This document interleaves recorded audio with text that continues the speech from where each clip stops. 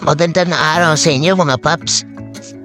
Sa mga nagtatrabaho dyan at napapagod na at bumabiyahe pa pauwi, tis-tis lang tayo mga par. Kasi may pamilya pa tayong nabinubuhay at mga anak naghihintay sa ating pag-uwi. Kaya ingat kayo palagi sa biyahe mga par.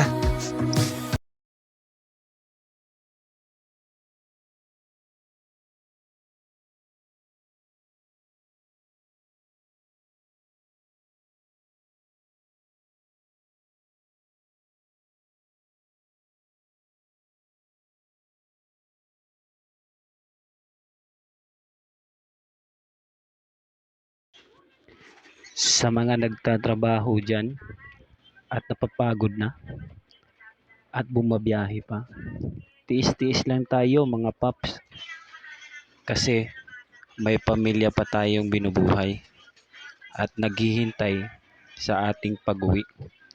Kaya ingat kayo palagi sa biyahe mga paps.